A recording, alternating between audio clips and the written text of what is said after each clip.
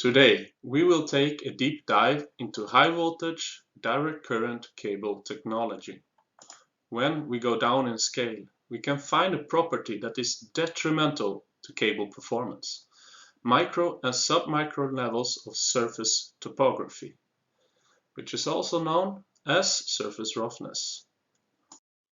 While one usually assigns topography with the features in terrain, which in some cases can be highly irregular, at the microscale, topography is a key feature determining how any surface around us performs. At the macro level, lightning strokes exceeding 10 kilometers of length often find the highest points in a landscape. The breakdown behavior of a cable, when we take the cable to its absolute limits, far beyond its design level, is also related to topography and features on its surface. Hello, my name is Espen Nudens, and I will break down my Ph.D. subject for you, no pun intended. Topographical impact on space charge injection, accumulation, and breakdown in polymeric HVDC cable interfaces. This work is sponsored by Nexans Norway AS and it's supervised by Chalmers University of Technology. Clean electricity is the main driving factor for high voltage direct current cable development. A website I highly recommend shows the degree of carbon dioxide emissions from electricity generation in Europe and the world. It also shows that it's far from being climate neutral in most countries.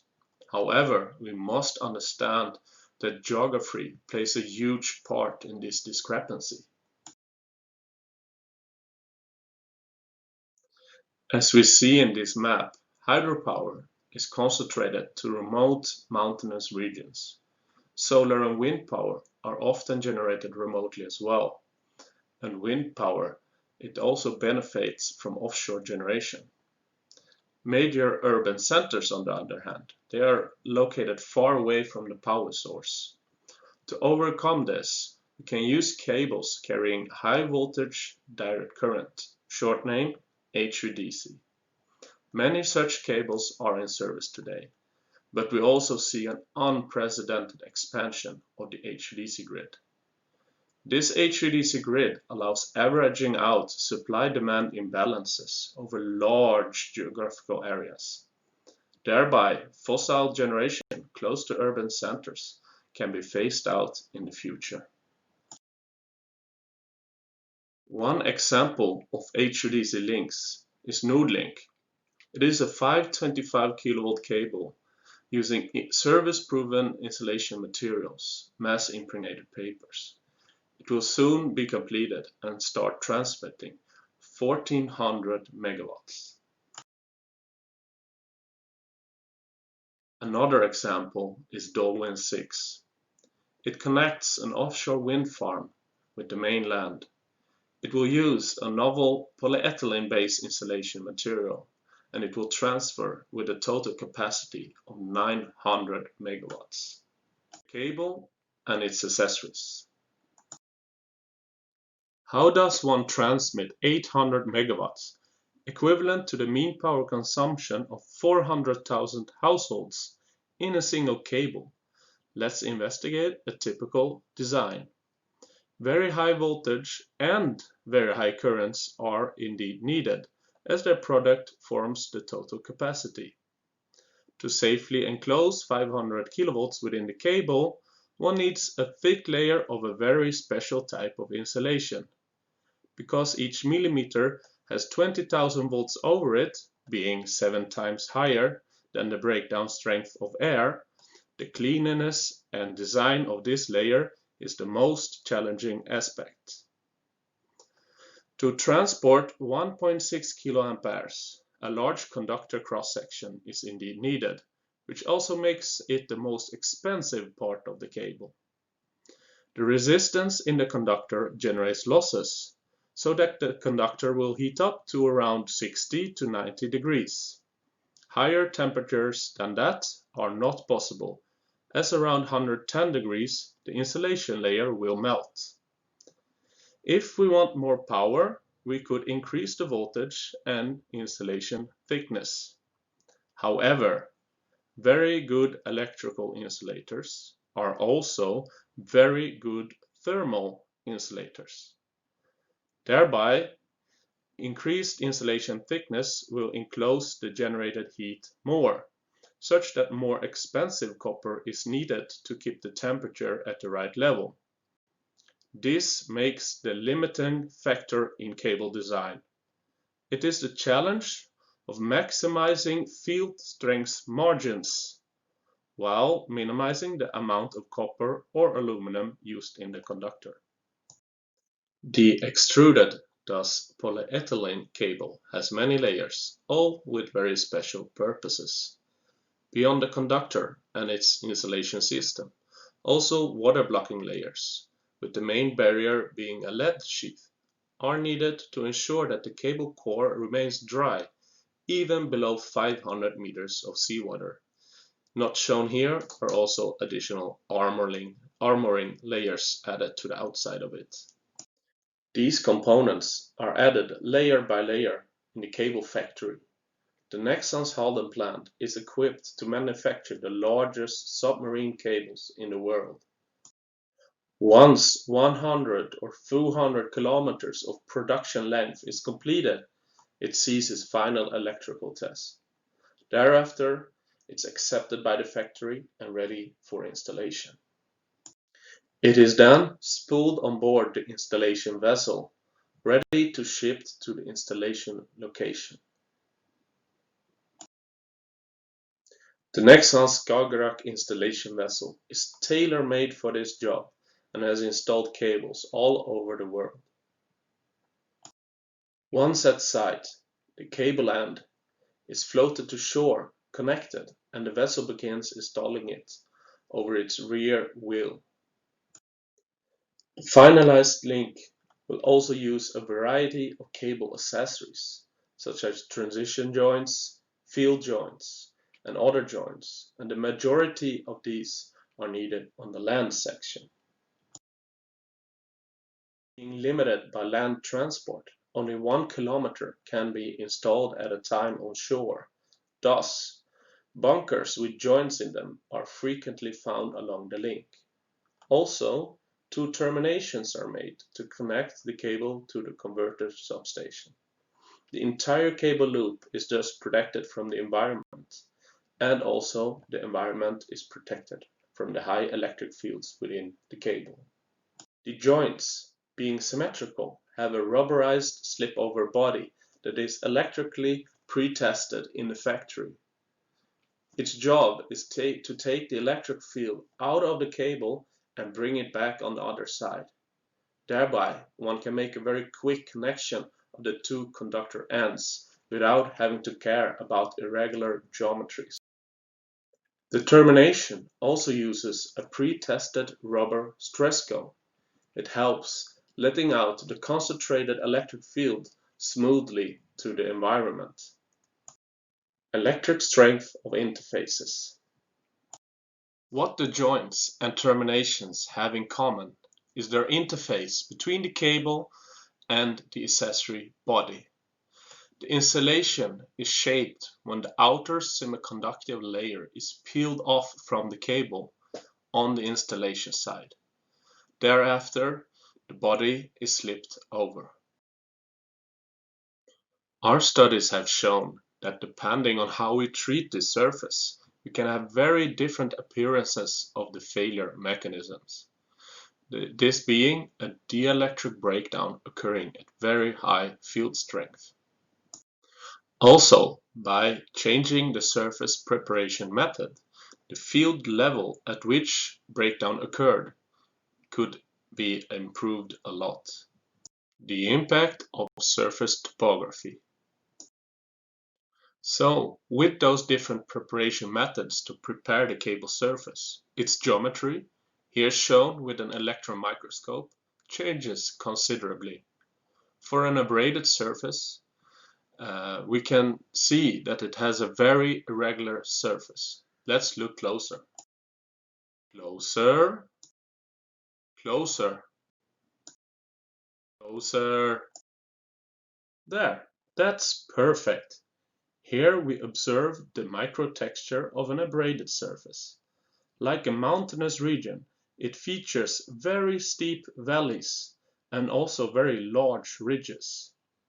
Can this topography be linked to breakdown? We can scan the 3D coordinates of this surface region. This generates a height distribution expression. From this expression, we can form parameters. Here, the root mean square slope of the surface is shown. What is interesting is that the degree of roughness and the mean slope strongly correlates with the breakdown strength for different surface types. Localization of electric field strength. A small section of a previously measured surface height distribution can also be imported into finite element software so that we can start making computations on what is really going on. When viewed from the side, because the top boundary is an electrode, it forces the local field orientation to be perpendicular to the boundary. The field lines we see here are thus causing a redistribution of the electric field along the surface. This causes field enhancement in the valleys and the field reduction just below the hills in the material. Viewed from above, we can see that the field enhancement follows the original topography of the surface. Rougher surfaces feature a stronger and more disordered field redistribution. On the other end of the spectrum, smoother surfaces feature less of this effect and should thus perform better. To conclude, the local field intensity scales with the roughness level. Thus, the local field level at which breakdown could occur could be the same regardless of electrode type. However, this is not the case. The correlation is imperfect because something is missing. Space charge injection and accumulation. Charge carriers in the material, such as electrons and holes, they must be accounted for. It shall be noted that the hole is a position where an electron is missing in material. It carries a positive charge, while the electron it carries a negative charge quantity. These carriers, they transport when we apply electric field, but first they need to be injected or entered from the electrodes.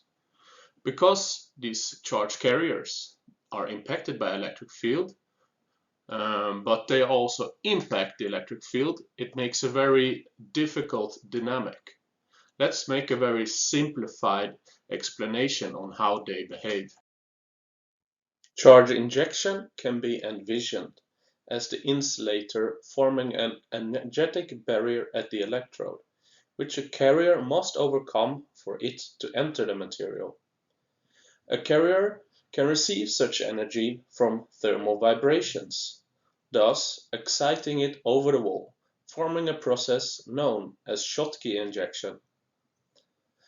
Also, according to quantum physics, the electron behaves as both a particle and a wave. Therefore, its wave-like properties can make it go through the barrier if it is sufficiently thin, almost nanometers. This is described with Fowler-Nudheim injection. A third mechanism is specific to polymeric insulators, which have a lot of disorder in them. This disorder forms states, allowed positions within the barrier region, which can thereby be overcome sequentially. This is called hopping injection. Once the charge carriers are in the insulator, the slope can be seen as the magnitude of the field strength. The higher the field, the steeper the slope. So electric field increases the rate or speed of the transport process. Holes have opposite charge, so they transport up the slope against the field. Now, the slope is very energetically disordered, representing the non-ideal crystal structure of the polymer and non-ideal molecular bonds within the polymer. The carrier thereby gets stuck from time to time, and it spends its majority time being stuck in small or very deep potholes, which we call traps. Each time the charge carrier is in a trap, it requires thermal activation, little or large, to continue its transport. When all the complex effects are combined, holes and electrons are typically injected and thereafter transported. Some of them are permanently trapped, others manage to cross the material, and in some cases an electron finds a hole. Since the hole is a missing electron, they recombine and both are lost. To solve for this physics, a lot of equations needs to be solved. A lot of unknown parameters are needed, but it is doable. Because the heavy physics demand a lot from our computational server, I implemented a unique multiscale approach to simulate the irregular surface with as little mesh elements or triangles as possible. There is a one-dimensional model, a line, that solves the component's major dimensions, and this line is linked to a small three-dimensional box that accounts for the surface topography.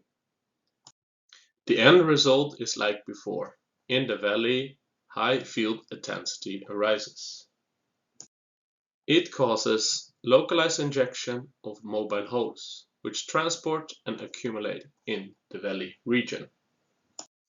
The same region is depleted from electrons due to recombination. If we inverse the polarity, the opposite will happen, and it will be electrons accumulating in the valley.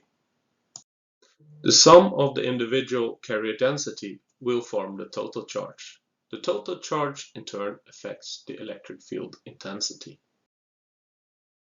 Seen here, charge with the same polarity as the electrode, called homocharge, grows in the region of enhanced field, thus shielding this region from the field to some degree. This effect is sensitive to the way we apply the voltage to the cable. When we account for this charge shielding effect, we now get quite good correlation between the local field in the valleys and the breakdown level, such that a cause-effect relationship seems very likely. To conclude, surface topography causes a field redistribution.